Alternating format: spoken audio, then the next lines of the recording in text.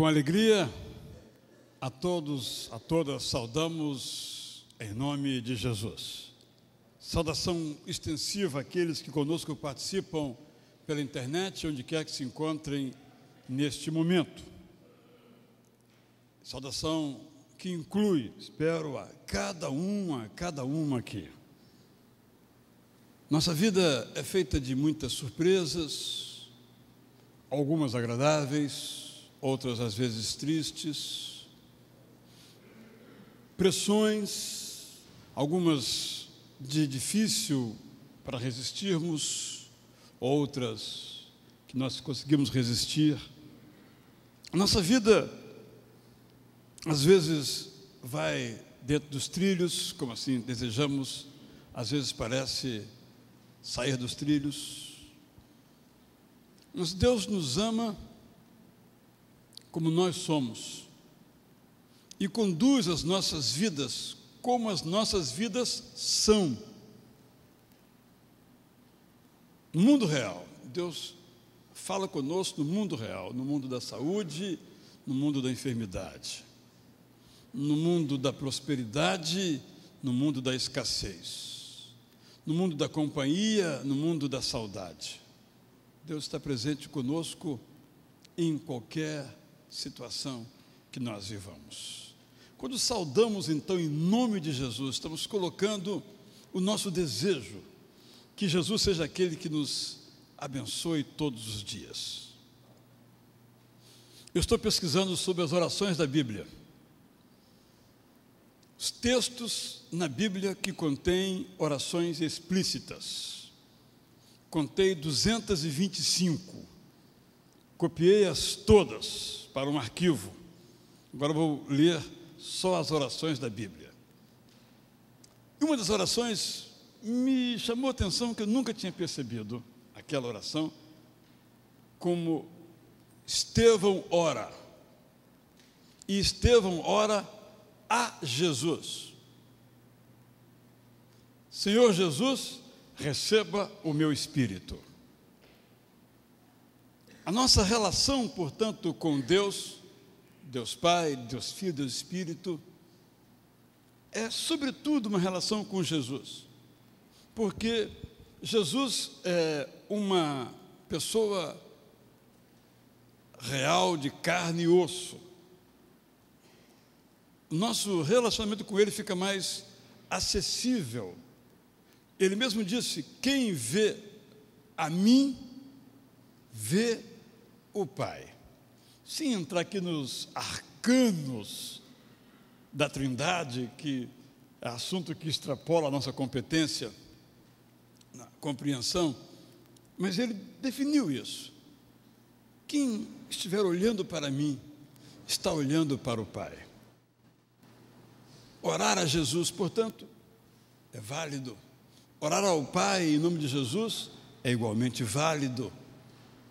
O importante é que nós sejamos homens e mulheres, para usar a expressão do apóstolo Paulo, que estejam em Cristo. Uma das mais notáveis expressões de toda a Bíblia. Em Cristo. Que Ele nos capacite, nos ajude a essa percepção, a esse conhecimento, a esta revisão da nossa vida. Quero então lhe convidar a participar comigo, mais uma vez, da Academia da Alma. No boletim saiu dia 11, erro meu, é dia 14. Dia 14 de setembro vamos começar então a nossa Academia da Alma. Acho que é a 6ª Academia da Alma, se não me falha a memória. Em que vou falar sobre inimigos e amigos de uma vida que vale a pena. Entendo que Deus nos coloca recursos no mundo real, na vida real, de nossas infâncias, às vezes atribuladas, machucadas, feridas, nossas lembranças assim, e outras situações que dificultam que tenhamos essa vida transbordante. Vamos, então, toda quarta-feira, a partir do dia 14, quero convidar você, vamos participar desse projeto chamado aqui na igreja Academia da Alma, de 7h30 até 8:50. Temos outros destaques a fazer. Um é que já começou aqui o nosso projeto nosso programa de musicalização. Ramon, nosso ministro de música, vai vir aqui e falar brevemente do que se trata, dirigindo-se aqui, sobretudo, a pais e responsáveis por crianças. Bom dia, irmãos.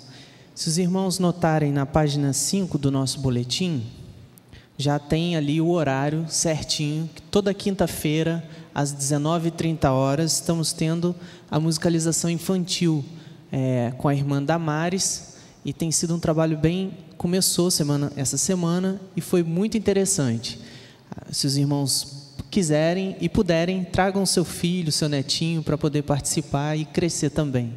Horário? 19h30. Até às 20h30. Gratuito, né? Gratuito. Sempre é bom destacar sempre essas coisas, né? No dia 3 agora de setembro, nós teremos o nosso Sábado Feliz, Ita Feliz, que vai ter o futebol, a medalha de ouro, né? O troféu de ouro final, a disputa final. E vai ter um almoço aqui na igreja, um churrasco, R$15, aberto a todos. Você que é membro, você que está chegando hoje aqui para a nossa igreja, todos podem participar, devem participar. É a maneira de nos conhecermos, nos entrelaçarmos mais, mas é preciso se inscrever, né? Então hoje é o último dia para você participar desse Ita Feliz, para que nossa visão ministerial da amizade possa comprar a carne, comprar o refrigerante, preparar o que tem que ser preparado, de tal modo que todos possam vir e se alimentar até rachar o papo. Não tem limitação, mas para isso precisa se inscrever. Então hoje é o último dia. Sabe o que acontece, meus irmãos? Quando chega na segunda-feira, começam a ligar para a igreja, e aí nós ficamos naquela posição antipática de dizer não. Na segunda até que daria, mas e quando for na terça? Entende como é que funciona? Ele liga no sábado, posso levar? Então é hoje o último dia para se inscrever e participar, vale muito a pena. Também procure se orientar, se inscrever para o retiro da igreja, de 13 a 16 de novembro. Parece que está longe, mas está pertíssimo, está em cima aí, não é? 12 a 15, não é verdade? De novembro. Então, sexta-feira até terça, né? Então você pode participar, é bom conhecer pessoas, descansar um pouquinho. Alguns estão muito estressados, agitados, vai lá e relaxa. E nos intervalos ouve algumas palestras por mim, né? Então não é tão ruim assim. Quer dizer, tem um lado ruim me ouvir, mas tem a coisa boa, a piscina. Ou se você achar o contrário, também fique à vontade, como você assim desejar. Algumas informações, portanto, e vamos ter domingo que vem o nosso bazar missionário.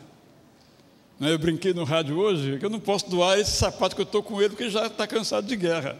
Mas um sapato bonitinho, um tênis bacana como o do Michel, assim, pode ser doado, vai tudo virar dinheiro para missionário. Então, estou convidado, quiser fazer agora a doação, a gente já pode arrancar logo aí. O importante é que a doação seja feita. Então, traz coisa boa, em bom estado, seja roupa, calçado, ou aquilo que você achar que vai poder ser vendido. E então, camisa, calça, paletó, aquele vestido de noiva que você não vai usar mais, porque só usa uma vez, mas está lá guardado há 30 anos, sabe-se lá por quê, comendo naftalina, pode doar também. E aí domingo que vem você vem para comprar, você doa, depois você compra de novo o seu produto. Você doou, né? Agora você compra por R$20, vai tudo para missões nacionais. Então esse é o nosso esforço, nosso desejo então para a sua participação. E vamos ter almoço também, tá, informação tudo no boletim para você assim bem proceder. Estamos no nosso congresso da juventude, já temos aqui o nosso pregador.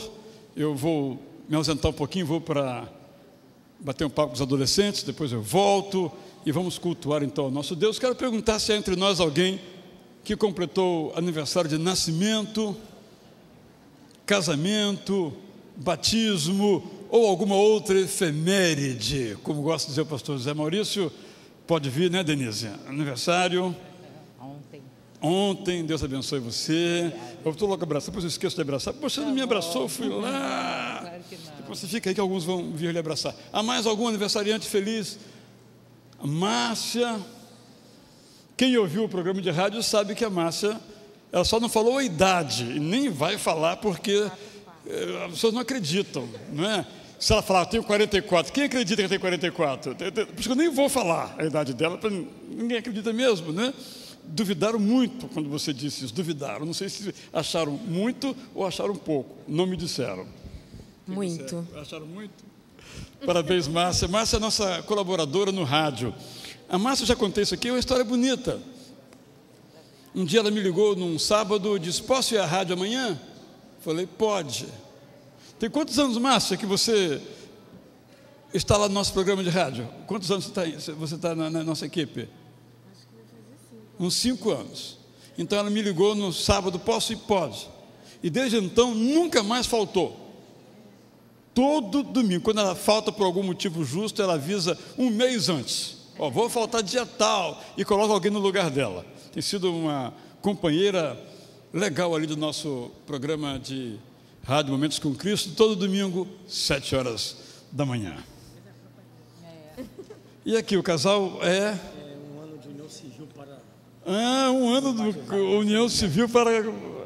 então, aí você... bodas de papel, não é isso? Um ano de vida conjugal civilmente concebida e logo em seguida se batizaram aqui o Fábio e sua esposa, um prazer muito grande. Cadê as crianças? Estão nas classes, né? A Fernandinha e o Rafael. Ficou com vergonha. Então tá bem. Ok, aqui estamos todos então. Há alguém que conosco participe pela primeira vez? Queira, por favor, ficar em pé, se houver, primeira vez conosco aqui em nosso culto. Fique em pé, por favor. Fique em pé, por favor. Está ali acompanhando a irmã Augusta, muito bem-vinda. Tem uma outra senhora aqui na frente também, muito bem-vinda.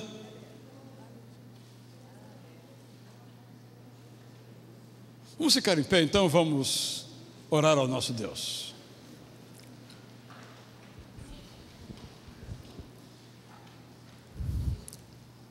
Por causa de Tua bondade e misericórdia, Senhor, aqui nos encontramos nesta manhã. E somos testemunhas daquilo que o Senhor tem feito na vida de nossos irmãos, alguns dos quais aqui à frente, completando como casal 1 ano de união civil, logo em seguida o seu batismo. Estas outras irmãs completando mais 1 ano de vida. São prova, cada uma dessas vidas, do Teu imenso amor para conosco.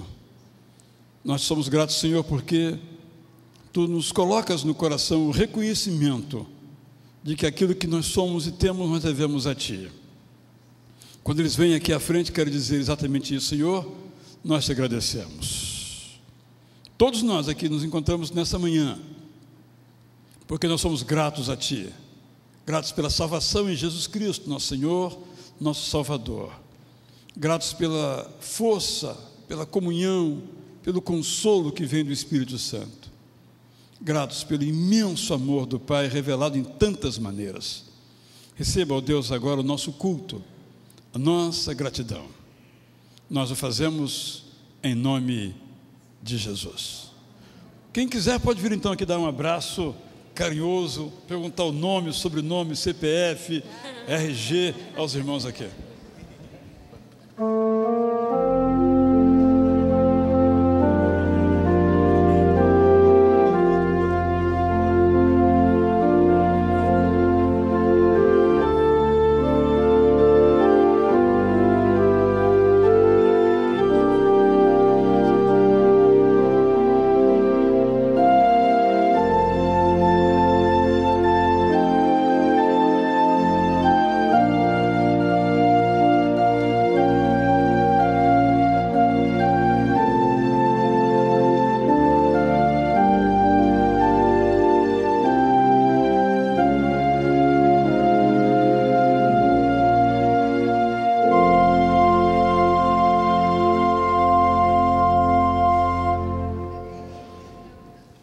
Vivemos, pois, compromissados com a missão, porque a graça do Senhor nos alcançou. Vamos ler todos juntos, igreja, por favor? Vivemos, pois, compromissados com a missão, porque a graça do Senhor nos alcançou. Vou convidar a igreja a se colocar em pé agora para entoarmos o hino Preciosa Graça de Jesus.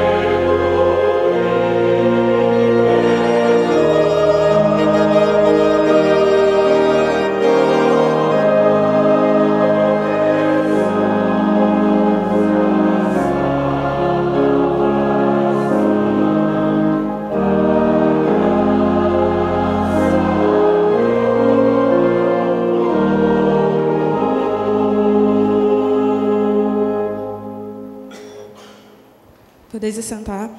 Vou convidar agora a banda dos adolescentes a fazer uma participação agora.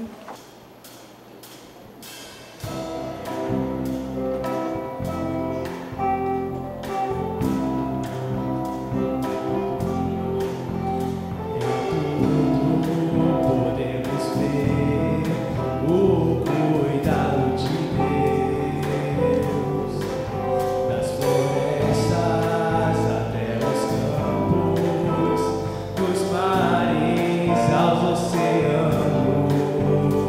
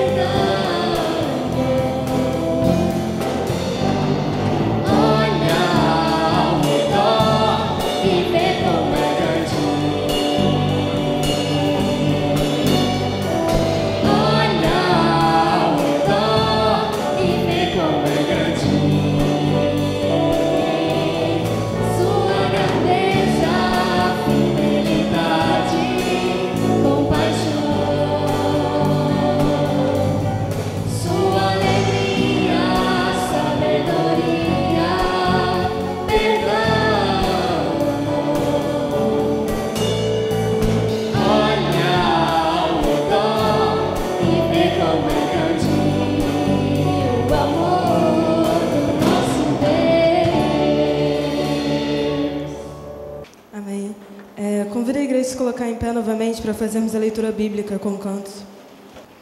Começando com a congregação. Por todo o mundo.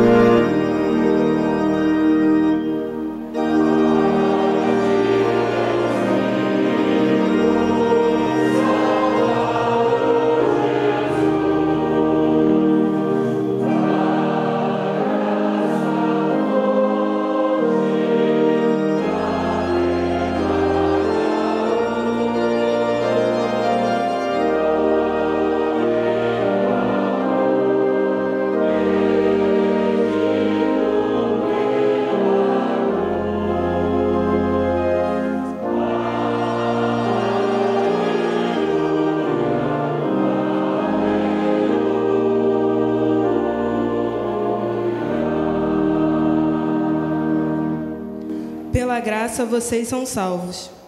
Deus nos ressuscitou com Cristo e com Ele nos fez assentar nos lugares celestiais em Cristo Jesus. Para mostrar nas eras que hão de vir a incomparável riqueza de sua graça, demonstrada em sua bondade para conosco em Cristo Jesus.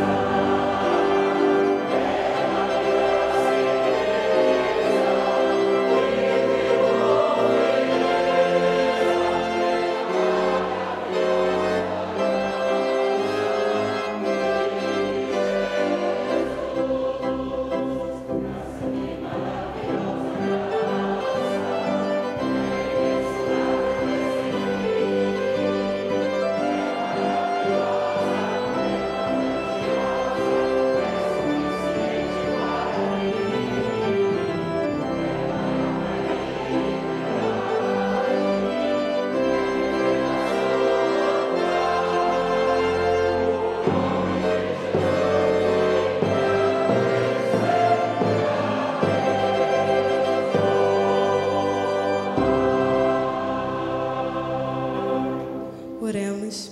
Senhor, nosso Deus, nosso Pai, muito obrigado por esse lindo dia que o Senhor nos dá, seu Pai. Muito obrigado pela oportunidade de estarmos aqui louvando o Teu nome, ó Pai.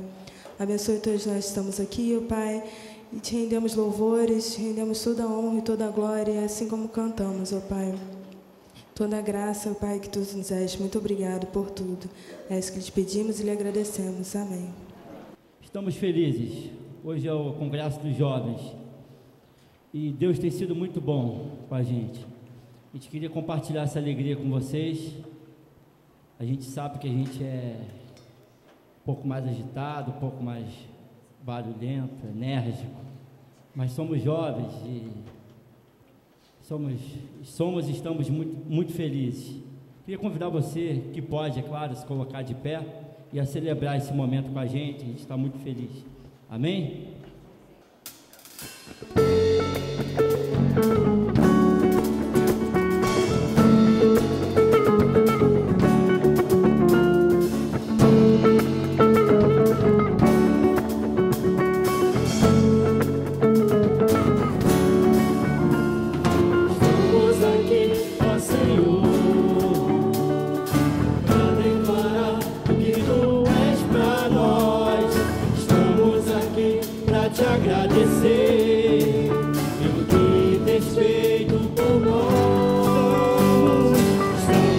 aqui, ó Senhor,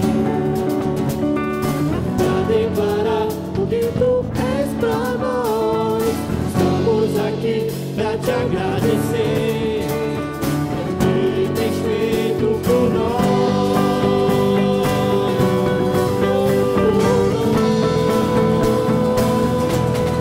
Tu és o todo-poderoso Deus, aquele que é e sempre será. Ergo as minhas mãos para te adorar e declarar que Jesus é o Senhor. Te oferecemos nossas vidas, entregamos a ti os nossos corações. Te agradecemos pelo teu grande amor que nos alcançou, nos libertou.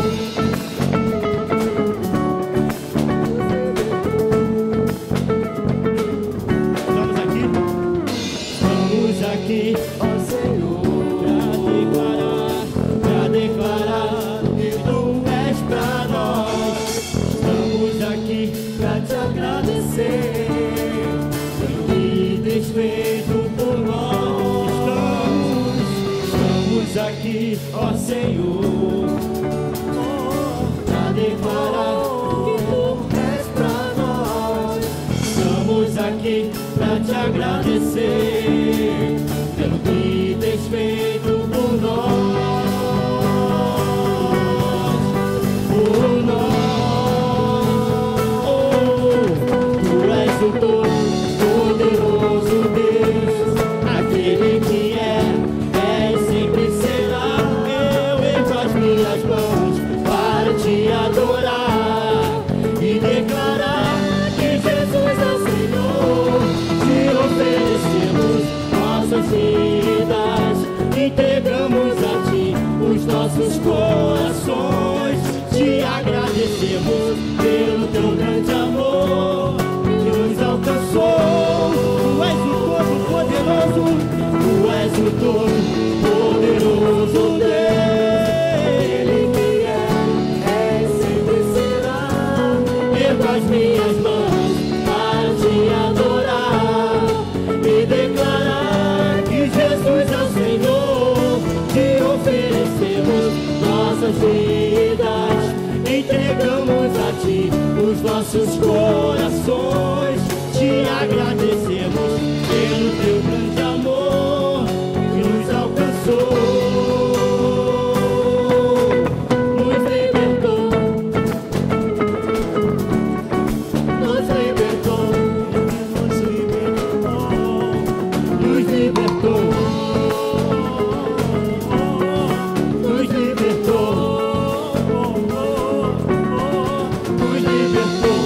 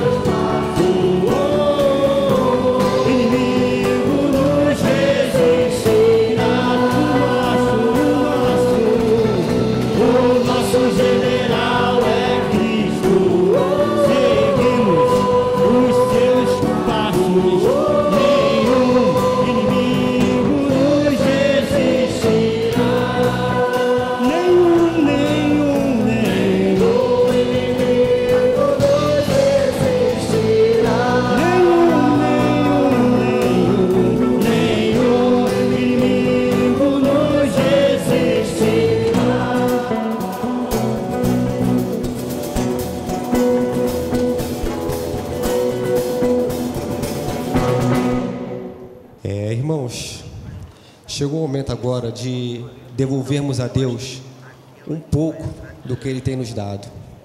Chegou o momento de depositarmos nas salvas a nossa fé em Deus, fé de que Ele vai suprir todas as nossas necessidades, fé no seu amor para conosco. E eu queria agora convidar os irmãos, José Jacler, para pegar as salvas.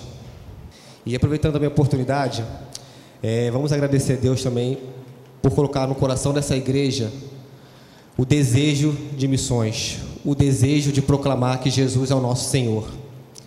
Em janeiro, a Junta de Missões estará participando de um evento no Haiti para abençoar aquele povo tão sofrido, aquele povo que passa por tantas necessidades, que ainda não conhece Jesus como Salvador, que ainda não conhece o amor de Deus Pai. Então, no dia 31, na próxima quarta-feira, eu queria convidar os irmãos que já se inscreveram e que ainda não se inscreveram, mas que sentem o desejo em seus corações. O pastor Marcos Grava, o responsável da Junta de Missões, estará aqui para passar as orientações, detalhes de como será esse projeto, e com certeza Deus vai nos abençoar muito, abençoando aquele povo.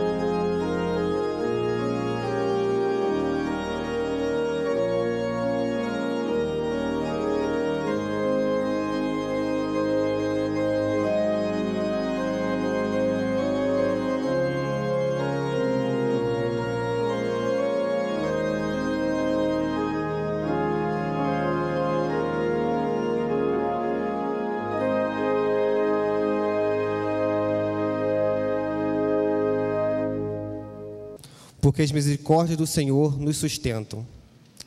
A leitura bíblica em 1 Timóteo 2, 5, 8 diz: pois há um só Deus e um só mediador entre Deus e os homens, o homem Cristo Jesus, o qual se entregou a si mesmo como resgate por todos.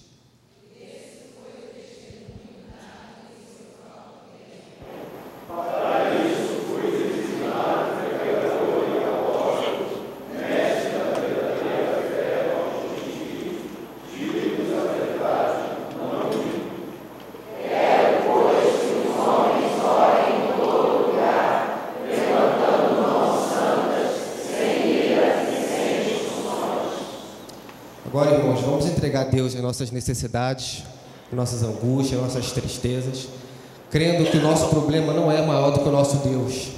Eu queria convidar o pastor Samir e também queria convidar a igreja, que vocês fiquem à vontade, se vocês quiserem ficar de joelhos, de pé.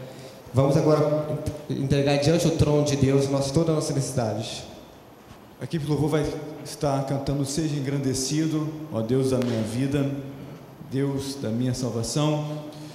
No texto de Mateus 5,4, nas bem-aventuranças, Jesus diz o seguinte: bem-aventurados aqueles que choram, pois serão consolados.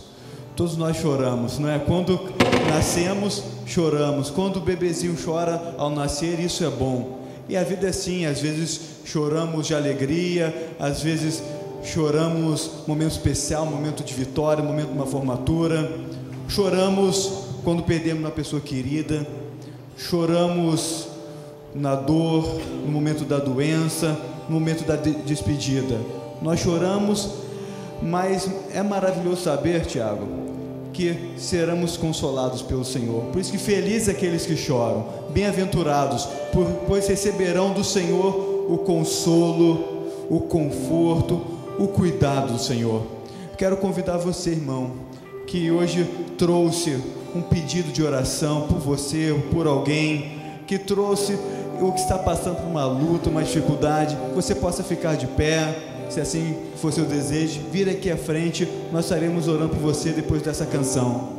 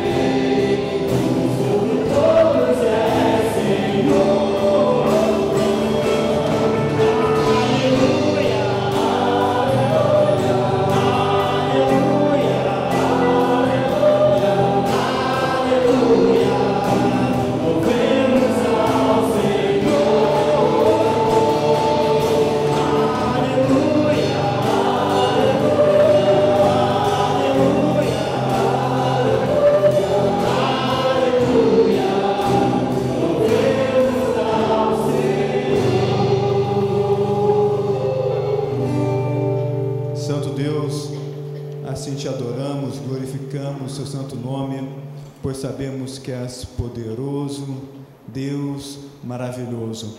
Santo Deus, aqui estão os seus filhos, ó Pai, pedindo a Ti, agradecendo pelas bênçãos, chorando, recebendo o seu consolo, o seu conforto, ó Pai. Vem abençoar cada um que aqui está, agradecemos, nos alegramos junto com a mãe Esther pela bênção, ó Pai, que ela está celebrando nesse momento. Clamamos a Ti pela vida do jovem Rafael, vem abençoar esse jovem, Senhor.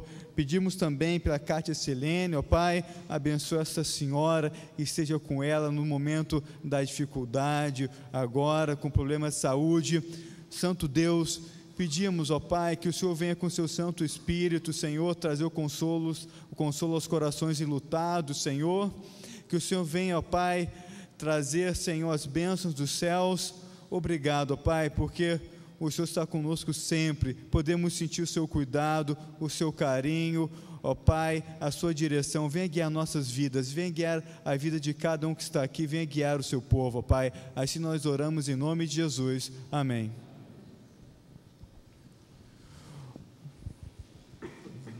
Irmãos podem assentar. Antes do momento da pregação, Michel vai estar ensinando para a igreja a música, que é a música do Retiro.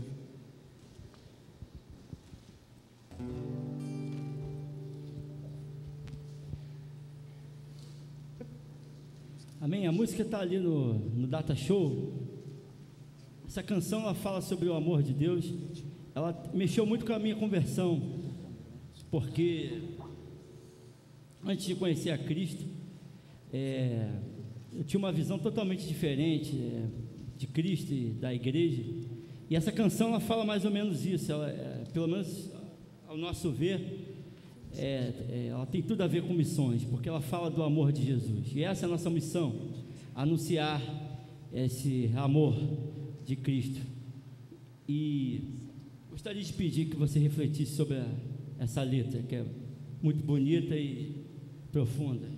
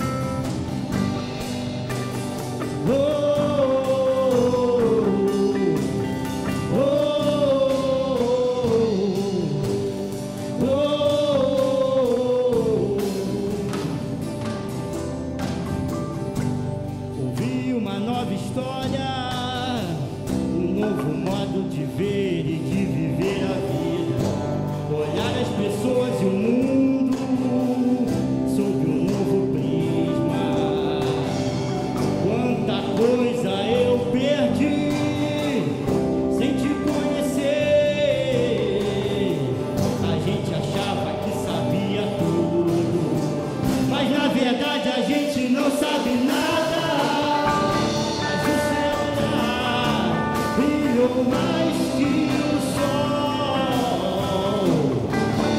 esse calor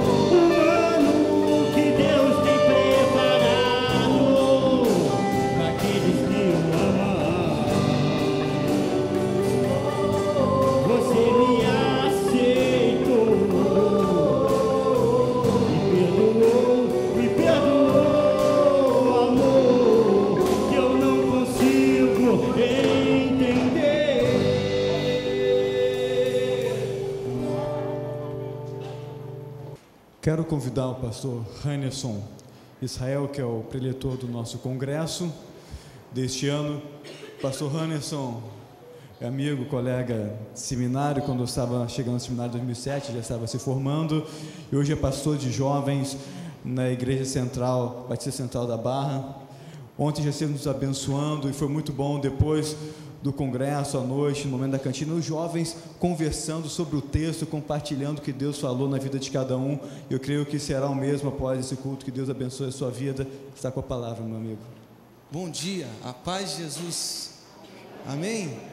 Como é bom estar aqui nessa igreja tão maravilhosa, tão especial, né?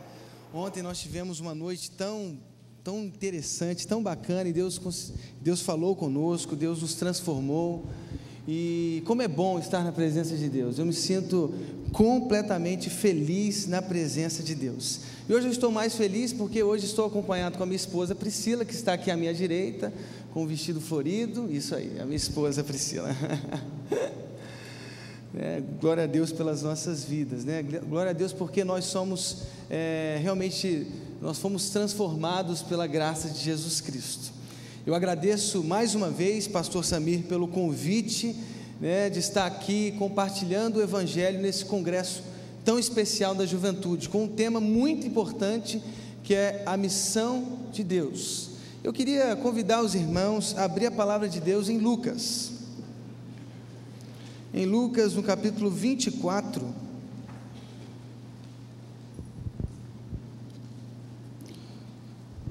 Lucas capítulo 24, a partir do verso 13. Lucas 24, é o último capítulo de Lucas. 24, a partir do verso 13, nós meditaremos sobre esse tema, que é a missão de Deus. Eu entendo que a missão de Deus tem tudo a ver com carregarmos a imagem de Cristo. Na missão, carregamos a imagem de Cristo. Sem a imagem de Cristo, não fazemos missão. Por isso é tão importante nós carregarmos na nossa vida a imagem de Jesus Cristo, que é muito bem expressa nesses versos tão incríveis da palavra de Deus, que fecha o Evangelho de Lucas, capítulo 24, a partir do verso 13. Todos abriram, amém? Leiamos o texto.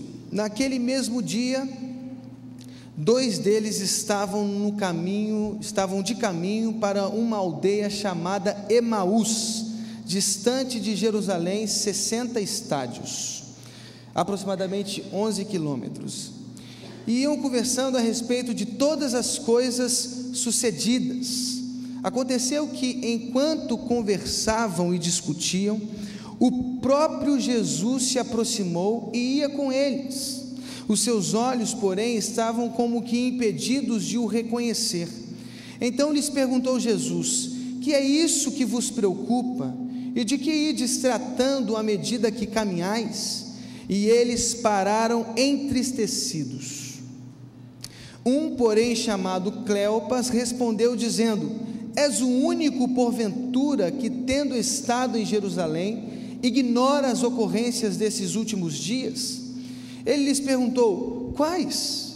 E explicaram o que aconteceu a Jesus o Nazareno, que era varão profeta, poderoso em obras e palavras diante de Deus e de todo o povo, e como os principais sacerdotes e as nossas autoridades o entregaram para ser condenado à morte e o crucificaram. Ora, nós esperávamos que fosse ele quem havia de redimir a Israel, mas depois de tudo isto, é já este o 3º dia desde que tais coisas sucederam. É verdade também que algumas mulheres das que conosco estavam nos surpreenderam tendo ido de madrugada ao túmulo. Verso 23. E não achando o corpo de Jesus, voltaram dizendo terem tido uma visão de anjo, os quais afirmavam que ele vive. Verso 24. De fato, alguns dos nossos foram ao sepulcro e verificaram a exatidão do que disseram as mulheres, mas não o viram. Então lhes disse Jesus: Ó nécios e tardos de coração para crer tudo o que os profetas disseram. Porventura não convinha que o Cristo padecesse e entrasse na sua glória? E começando por Moisés, discorrendo por todos os profetas, expunha-lhes o que a seu respeito constava em todas as Escrituras. Quando se aproximavam da aldeia para onde iam, fez ele menção de passar adiante. Mas eles os constrangeram, dizendo: fica conosco, porque é tarde e o dia já declina. E entrou para ficar com eles. E aconteceu que, quando estavam à mesa, tomando ele o pão, abençoou e, tendo-o partido, lhes deu.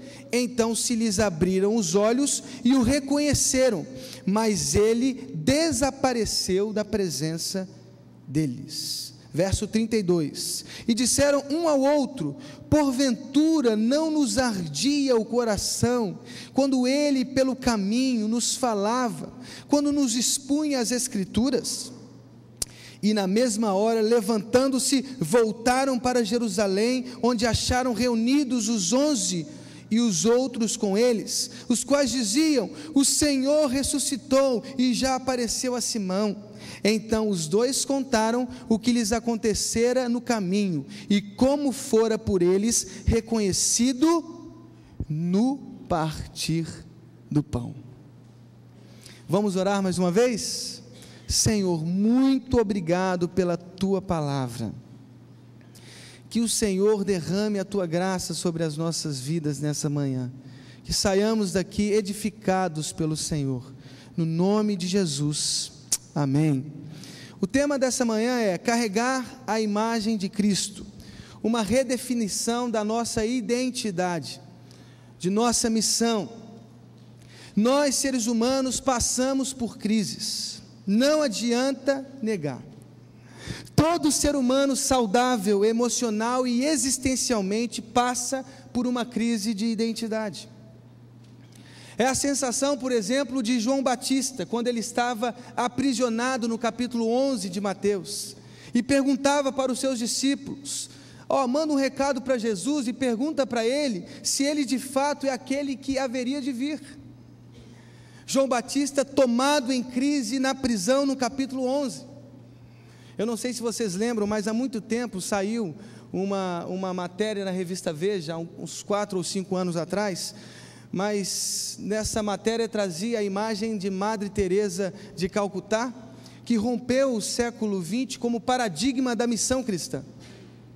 E essa mulher em vida entregou cartas aos seus confessores, dizendo que existia uma crise que a tomava. E ela repetia as mesmas palavras daquele místico, São João da Cruz, do século XVI: há uma escuridão terrível dentro de mim. Em algum momento das nossas vidas, tal como João Batista, nós passamos por crises. É quando nós vemos as nossas certezas e as nossas respostas sendo engolidas pela dúvida. Eduardo Rosa Pedreira, teólogo e pastor da comunidade presbiteriana da Barra, ele diz uma coisa muito interessante em seu artigo: que a crise é como ver o chão fugindo de nossos pés. Esse mesmo autor, nesse mesmo artigo, nos lembra que os chineses escrevem a palavra crise com 2 ideogramas, um representando o perigo de nos perdermos na crise, e o outro ideograma representando a oportunidade. Interessante, porque na crise nós temos o perigo de nos perdermos, mas a grande possibilidade de nos reencontrarmos, de nos reinventarmos, de corrigirmos os nossos erros e de superarmos as nossas limitações. Tal como os seres humanos enfrentam crises, a igreja cristã vive hoje uma grande crise de identidade. Aquele poder que existia nas comunidades primitivas foi apagado pela nossa sede de institucionalização. Em Atos capítulo 17, quando os cristãos chegaram na cidade de Tessalônica, os judeus contrários ao evangelho disseram: estes que estão revolucionando o mundo também estão aqui. Uma declaração explícita dos judeus em relação àqueles cristãos que estavam transformando o mundo. A pergunta é: onde estão esses cristãos que revolucionavam o mundo? Onde está o poder daquelas comunidades tão pequenas que revolucionaram o mundo romano? Dom Eugênio Salles, arcebispo emérito do Rio de Janeiro, disse em um de seus pronunciamentos: dizem que são 122 milhões de católicos batizados no Brasil. Ele continua: se saísse a metade, a igreja não ficaria prejudicada. O expositor bíblico e também pastor Russell Shedd perguntou: somos mais ou menos 25 milhões de evangélicos no Brasil. Onde está o poder dessa multidão?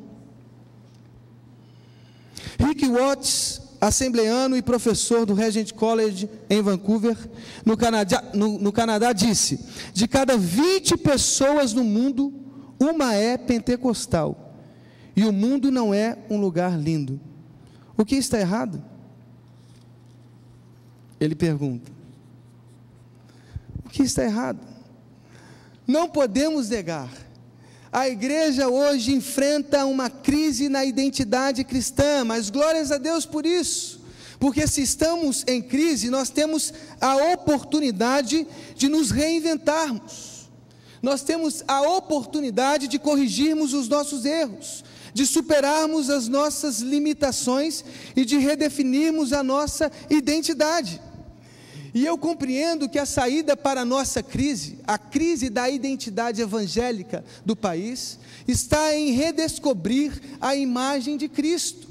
Nós, como cristãos, precisamos carregar a imagem de Cristo por onde andamos. Somos pequenos cristos caminhando por esse mundo. Não somos simplesmente frequentadores de igreja. Nós carregamos uma imagem, nós carregamos uma responsabilidade, nós carregamos a missão de Deus em nosso coração. E qual é essa imagem de Cristo que precisamos carregar? Se a saída da crise é redescobrir a imagem de Cristo, quais são as características dessa imagem? Bem, o texto nos convida a entender essa imagem. Observe comigo, ainda com o texto aberto, no capítulo 24, o que diz o verso 13 até o verso 17. Lucas capítulo 24, olha o que diz o texto no verso 13, nos versos 13, 14, 15, 16 e 17. Naquele mesmo dia, 2 deles estavam de caminho para uma aldeia chamada Emaús, distante de Jerusalém, 60 estádios, que é aproximadamente 11 quilômetros. E iam conversando a respeito de todas as coisas sucedidas. Lembre-se, o capítulo 24, 1 diz que é o primeiro dia da semana. É domingo, o dia da ressurreição. Verso 15. Aconteceu que, enquanto conversavam e discutiam, o próprio Jesus se aproximou e ia com eles. Os seus olhos, porém, estavam como que impedidos de o reconhecer. Então lhes perguntou Jesus: que é isso que vos preocupa, de que ides tratando à medida que caminhais? E eles pararam, o que diz a palavra? Entristecidos. Queridos, a sexta-feira da paixão trouxe desesperança e escândalo para os discípulos. A morte de Jesus trouxe tristeza àqueles homens que seguiam Jesus. O próprio texto nos convida a entender que esses discípulos, não identificados, só um identificado, que caminhavam para uma aldeia que distava a 11 quilômetros de Jerusalém, estavam com o rosto sombrio, melancólico, entristecido. Por quê? Porque Jesus foi morto pelas autoridades judaicas e pelas autoridades romanas. É provável que o grupo que o seguia desde a Galileia tenha se dispersado por algum tempo. A morte violenta de Jesus na cruz, símbolo da maldição, gerou uma crise em quem punha nele as suas esperanças. O Evangelho de João chega a dizer que os judeus estavam amedrontados, os cristãos estavam amedrontados em suas casas. Olha o que diz João capítulo 20, verso 19. À tarde desse mesmo dia, o primeiro dia da semana, estando fechadas as portas onde se achavam os discípulos por medo dos judeus. O Evangelho de Marcos, no capítulo 14, diz que alguns discípulos o abandonaram. Tal era a desgraça da morte de Jesus na cruz. Uma morte que provocou tristeza, uma morte que provocou melancolia. E a prova disso são esses dois que caminhavam entristecidos para Emaús. Hans Kessler, um teólogo católico, nos diz que a manifestação do ressurreto, a manifestação do Cristo ressurreto foi o novo impulso que fez os discípulos superarem o escândalo e a desesperança da sexta-feira da paixão. Queridos, entendam e imaginem comigo essa história a caminho de Emaús. Homens entristecidos, homens que caminhavam para essa aldeia, e numa hora surpreendente aparece um homem. Quem é esse homem? Jesus, o ressurreto. Aquilo que provocava tristeza no coração dos discípulos que caminhavam para Emaús estava prestes a acabar, porque o ressurreto já caminhava com eles na direção de Emaús. O ser humano no tempo de Jesus, e não diferentemente o ser humano no tempo de hoje, vive submerso à sexta-feira da paixão, vive submerso na desesperança e no escândalo do ceticismo. Quando não perguntam onde há esperança, afirmam, não há esperança. E a grande novidade do Evangelho é que a fé na ressurreição, a fé pascal, a fé no Cristo ressurreto, fez com que os medrosos aprisionados nas portas de Jerusalém se tornassem os revolucionários que mudaram Jerusalém, Judeia, Samaria e os confins da terra. A mensagem da ressurreição trouxe vida aos discípulos.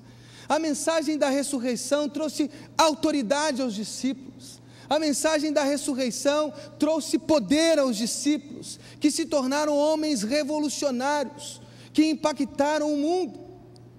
Queridos, nós temos a mensagem do domingo, nós temos a mensagem da ressurreição nas mãos e no coração. Nós não estamos mais submersos à sexta-feira da paixão. Nós estamos agora exultantes e alegres, porque caminhamos domingo após domingo na alegria da ressurreição de Jesus. Se o mundo está submerso na tristeza, bem-vindos à missão de Jesus, bem-vindos à missão da igreja, anunciar que há esperança em Cristo Jesus, anunciar que há esperança no Cristo que ressurgiu ao terceiro dia e que vivo está à direita de Deus. A nossa missão é ir em direção a Emaús, caminhar com os discípulos desesperados, sem esperança, e comunicar a estes homens, como Jesus comunicou, que Ele ressuscitou, que há esperança em Cristo Jesus, que há esperança no Evangelho, não obstante as desgraças desse mundo, não obstante as catástrofes desse mundo, não obstante a corrupção do nosso Senado, do nosso governo, nós temos a mensagem de esperança, nós temos a mensagem de justiça, nós temos a mensagem de Cristo. Por isso nós carregamos a imagem de Cristo quando nós nos encontramos com os entristecidos a caminho de Emaús. Mas também o verso 25 diz uma coisa muito interessante no capítulo 24. Vejam comigo o verso 25. Jesus caminhava com aqueles homens, e Jesus sempre ouvindo aqueles homens. Interessante, porque a missão de Deus não é uma missão falante, mas é uma missão que ouve. E Jesus ouvia durante todo aquele caminho. E aí no verso 25, uma coisa impressionante acontece. Olha o que diz o texto. Então lhes disse Jesus: honestos e tardos de coração para crer tudo o que os profetas disseram. Porventura não convinha que o Cristo padecesse e entrasse na sua glória? E começando por Moisés, discorrendo por todos os profetas, expunha-lhes o que ao seu respeito constava em todas as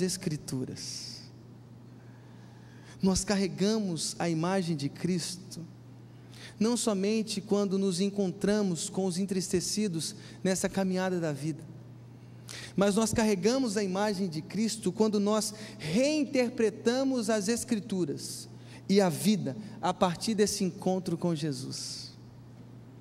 Jesus, quando encontrou com aqueles discípulos, começou a interpretar todo o texto sagrado, passando por todos os profetas, à luz de sua própria experiência, à luz de sua vida, à luz de sua morte e ressurreição. Interessante porque as comunidades primitivas, às quais foram direcionadas esses evangelhos, começaram a ler a vida e as Escrituras a partir da experiência que tiveram com Cristo ressurreto. Algumas posturas em Israel foram reinterpretadas à luz de Jesus. Os cristãos revolucionários, os cristãos que foram marcados por Jesus, começaram a ler as Escrituras e a vida a partir da experiência que tiveram com Cristo. Por exemplo, as leis discriminatórias são inadmissíveis na prática de Jesus.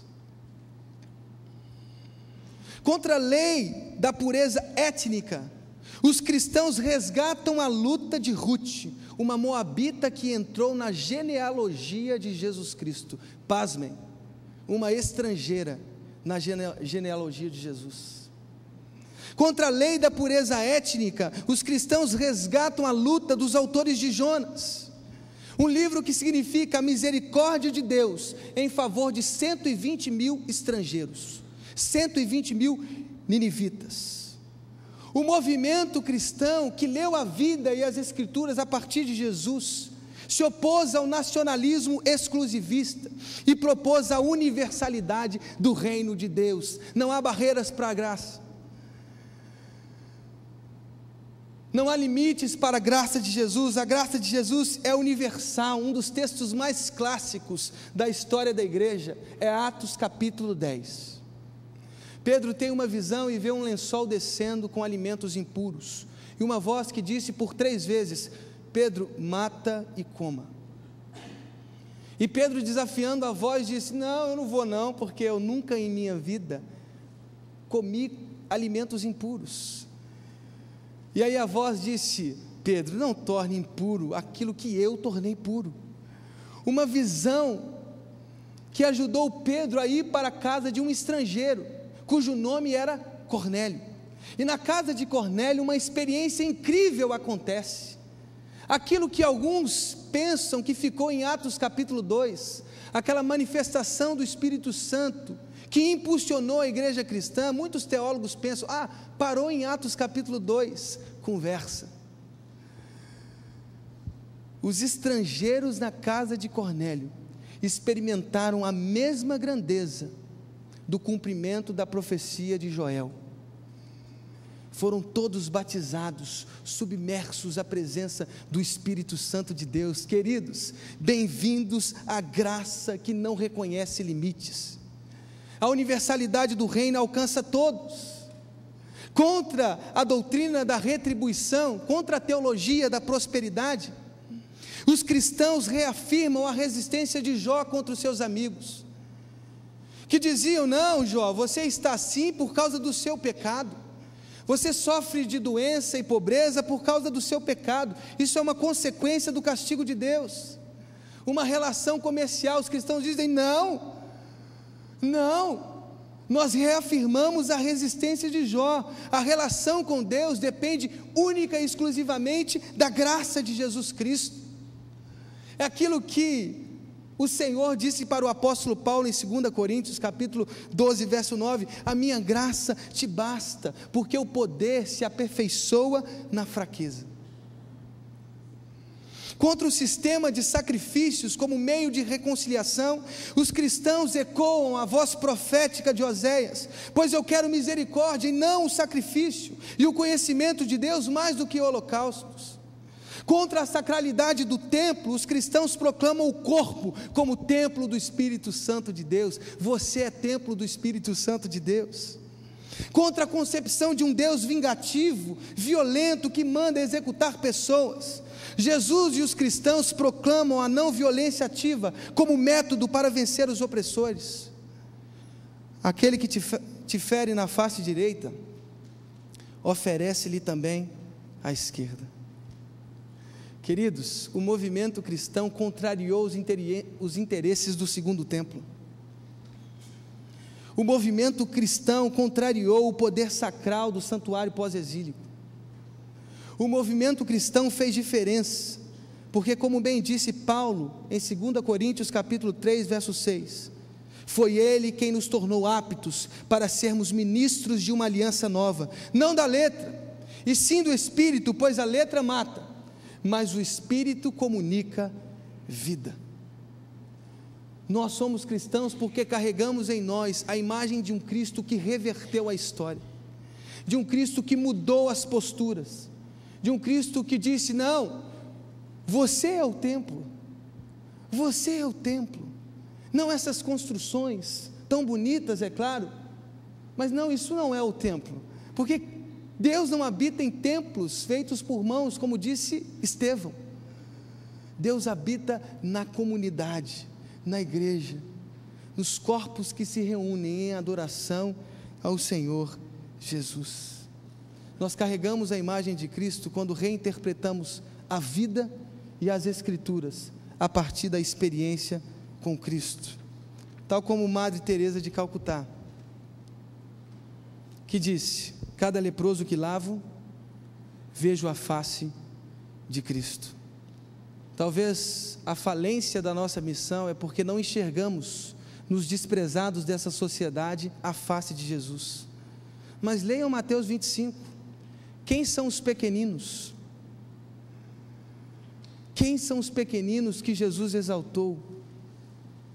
Eles são o alvo da nossa missão. Cada leproso que lavo, vejo a face de Jesus. E para terminarmos a nossa conversa, uma das coisas que mais me deixou curioso em relação a esse texto é o que diz o verso 28.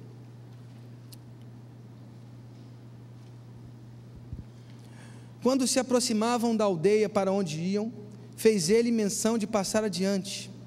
Mas eles os constrangeram, dizendo: fica conosco, porque é tarde, e o dia já declina. E entrou para ficar com eles. E aconteceu que, quando estavam à mesa, tomando ele o pão, abençoou, tendo-o partido, lhes deu. Então se lhes abriram os olhos, e o reconheceram. Mas ele desapareceu da presença deles. Verso 35. Então os dois contaram o que lhes acontecera no caminho, e como fora por eles reconhecido no partir do pão. Queridos, o que mais me impressiona nesse texto, desses dois discípulos melancólicos que caminhavam para uma aldeia chamada Emaús, é que eles caminharam 11 quilômetros. Você já parou para caminhar 11 quilômetros? É muito tempo que a gente gasta, não é verdade? 11 quilômetros caminhando em direção à aldeia, e Jesus com eles. Interessante também é ver que Jesus expôs todo o texto à luz de sua experiência, à luz de sua vida, mas os olhos desses discípulos ainda não tinham sido abertos. Mas os olhos dos discípulos foram abertos quando Jesus partiu o pão. Quando Jesus partiu o pão, os discípulos reconheceram Jesus. Eles caminharam, eles ouviram toda a explicação, mas só reconheceram Cristo quando ele dividiu o pão. Queridos, como é interessante perceber nas liturgias das comunidades primitivas o partir do pão, simbolizando o amor que os cristãos carregavam em seu coração. Marcos capítulo 14, verso 22 diz: tomai, isto é o meu corpo. As comunidades em torno do evangelho de Marcos compreenderam a presença de Jesus, continuada nelas no partir do pão. É partindo o pão que chamamos Cristo para perto de nós. É em torno da mesa da fraternidade que se realiza o que se lê em Gálatas capítulo 3, verso 28. Não há judeu nem grego, não há escravo nem livre, não há homem nem mulher, pois todos vós sois um só em Cristo Jesus. Os legalistas da Galácia precisavam reconhecer o amor e a caridade para se libertarem da escravidão da lei. Atos capítulo 4, verso 32, nós observamos que em Jerusalém, o anúncio da ressurreição, o anúncio do ressurreto, só mostrava sua eficácia no partir do pão. Em Corinto, Paulo tenta frear as concepções sobre o espírito que os coríntios carregavam. Porque para os coríntios, o Espírito era uma força celeste que se manifestava através dos dons extraordinários, dos dons de língua. Para os coríntios, Paulo precisou mostrar que o mais importante não era a intensa experiência com o Espírito, mas a utilização ética desse Espírito. Ainda que eu falasse línguas, as dos homens e as dos anjos, se eu não tivesse amor, se eu não tivesse caridade, seria como bronze que soa, ou como símbolo que tine. Para os crentes mornos da igreja de Laodiceia, que mereciam ser vomitados, e os crentes inativos das comunidades da dispersão, para quem Tiago escreveu sua carta, todos eles precisavam entender que fé sem obras é como um corpo sem espírito, morto. O que seremos a partir do que Cristo fez nesse capítulo tão precioso do Evangelho? Sem amor, qual é o sentido da nossa missão? Sem partir o pão, qual é o sentido da missão que desempenhamos no Evangelho? Nós seremos reconhecidos como cristãos, como revolucionários, o dia que nós colocarmos a mão no nosso bolso e ajudarmos as pessoas. Caso contrário, seremos sempre os mesmos religiosos, sepulcros caiados que caminham de contaminação em contaminação da religiosidade fria. O que nos diferencia dos fariseus, dos famosos hipócritas do capítulo 23, da grande acusação de Jesus, é o amor, é partir o pão. Nos tornamos diferentes quando nós dividimos o que nós temos. Deus quer fazer uma obra maravilhosa através das nossas vidas. Eu me lembro de um exemplo tão precioso da nossa juventude, lá da minha juventude na igreja. Tinha uma creche no morro, aqui próximo, Borel, que precisava de alguns consertos. E aí, na nossa juventude, decidiu ajudar essa creche. O que nós fizemos?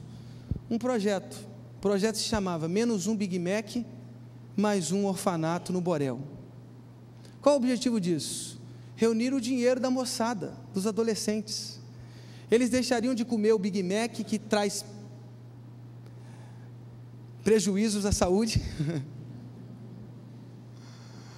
e ainda ajudariam um orfanato. No final da campanha nós conseguimos 13 mil reais. Ah, mas é muito pouco. Me dá 13 mil. Me dá 13 mil, eu aceito hoje esse dinheiro. Se é pouco, eu aceito hoje. Eu vou lá na creche e termino de fazer a obra lá. Juntamos 13 mil reais e entregamos o cheque na mão de um homem de Deus, que é o neto do Borel, a Jocum, que trabalha há 20 anos, se eu não me engano, na creche, lá naquele morro, pregando o Evangelho. Um outro exemplo é o que eu levei os meus jovens a jejuar. Ah, vocês jejuam? Jejuamos, mas não é dieta não, esse negócio de dieta não está com nada. Falei, vamos jejuar, todo mundo, vamos jejuar, pastor, vamos jejuar, vamos. Então vamos fazer o seguinte, nós vamos reunir aqui 4 sextas-feiras na igreja, e o que você ia gastar no restaurante na Barra da Tijuca, você vai trazer aos pés de Jesus. Quanto você vai gastar? Ah, eu ia gastar R$4, deixa de ser mentiroso. Deixa de ser mentiroso. Quanto que a gente gasta aqui na Tijuca? A 2 para se jantar. O que, uns R$50? 60? Bem, cada um tem um valor, né? Tem gente que vai lá no podrão, no famoso podrão do Josias, gasta R$5, né? E cada jovem trouxe ao altar do Senhor o que eles iam gastar num restaurante numa sexta-feira. Porque jejum com significado é o jejum que assiste os pobres. É o jejum que assiste os desprezados. No final nós reunimos R$4.000 e fomos para um orfanato em Vargem Grande. E ajudamos a limpar todo o orfanato e abastecemos todo o armário que estava vazio de alimentos. Levamos carne, frango, tanta coisa que nós levamos brinquedo para as crianças, fizemos uma festa com elas. Queridos, eu não sei o que você vai fazer. Eu sei que Deus quer que você divida o seu pão e se torne como Ele, porque seremos reconhecidos através da partilha dos pães. Eu estava lendo a revista Veja essa semana, e no meio de tantos péssimos exemplos do nosso governo, tanta gente sendo mandada embora, eu acho que talvez não fique ninguém lá. O meu medo é que não fique ninguém, né? No meio de tantos exemplos ruins, eu vi um bom exemplo, um exemplo de vida. Eu coloquei aqui, exemplo de vida. É de Aracy Carvalho. Quem conhece Aracy Carvalho? Esposa de Guimarães Rosa. Agora vocês conheceram, né? A segunda esposa de Guimarães Rosa, o grande autor de Grande Sertão Veredas. Interessante que essa mulher, ela fez um ato incrível quando ainda morava na Alemanha, porque ela trabalhava como diplomata junto com o seu marido, e ela desafiou, diz a revista, o antissemitismo do governo de Getúlio Vargas, facilitando a concessão de centenas de vistos para os judeus. Ela trabalhava ali no consulado brasileiro em Hamburgo, e ela, com o coração, talvez vocês digam, não um coração cristão, mas para mim um coração cristão, facilitou a vinda de centenas de judeus para o Brasil, anos que antecediam a Segunda Guerra Mundial, quando aquele nazismo, aquela ideologia opressora, racista, exterminava os judeus, menosprezava os judeus, oprimia os judeus. Em 1982, essa mulher valente, Aracy de Carvalho, foi declarada pelo governo de Israel justa entre as nações. Um exemplo de vida na revista Veja da semana passada.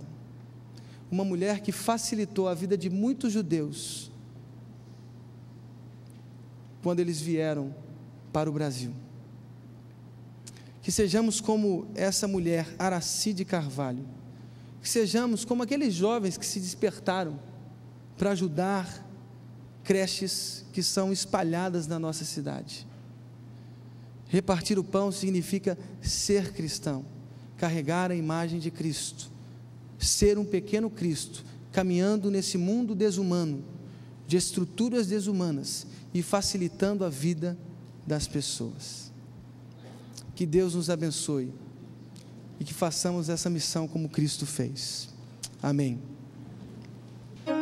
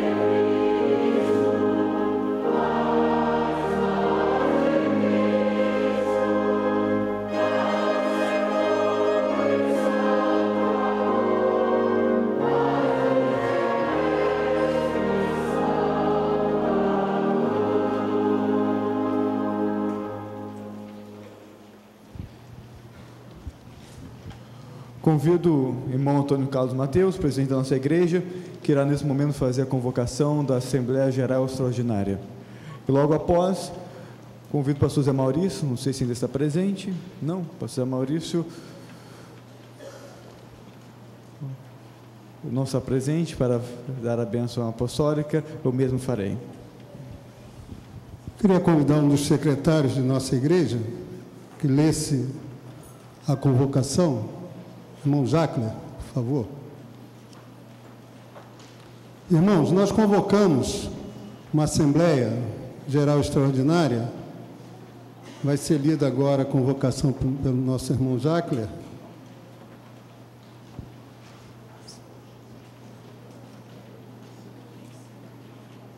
Está no nosso boletim, também no quadro de avisos.